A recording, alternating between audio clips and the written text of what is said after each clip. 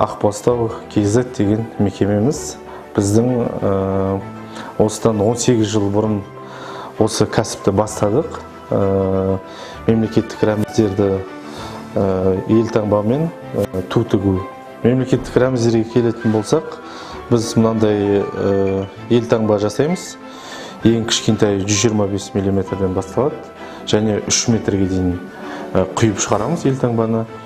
Елтаңбаны жасау процесіне келетін болсақ, ол ең бірінші силиконы формаға смола деп атаймыз. Сондай сұйықтықты құйып, кепкені күтеміз, қатырамыз. Ол қатып шыққаннан кейін төрт бөлшектен тұрады біздің метровый 1 метрлік гербіміз. Оны қатып шыққаннан кейін сушильный камераға апарамыз.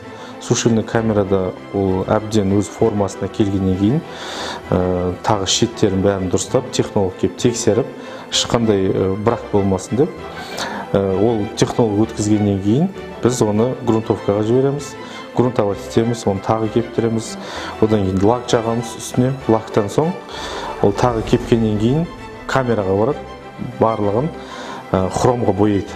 Неліктен хромға бояйтынымыз, мынау алтын түсті беру үшін хром цветке боялады.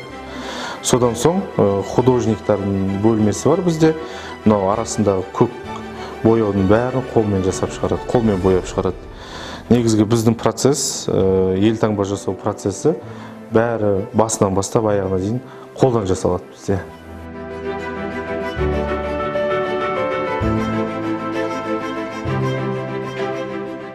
Туымызға келетін болсақ, біз ең кішкентай үстелдің үстінде тұратын кішкентай тудан бастап, ең үлкен 15-30 деген 15 метр, 15-30 метр туға дейін тігеміз. Ол үшін біздің өзіміздің швейный цех бар, печатный цех бар.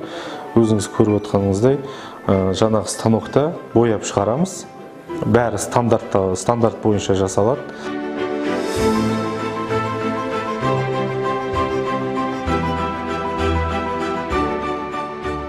Печатный цехтан шыққаннан кейін, бәрі боялып шыққаннан кейін, біз жаңағы тігін цехына апарамыз.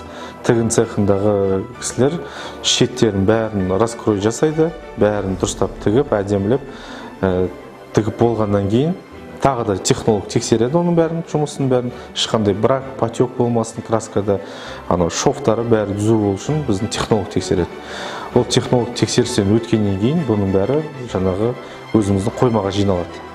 Қоймадан, сосын сатып алушылар алған кезде қоймадан шығып береміз.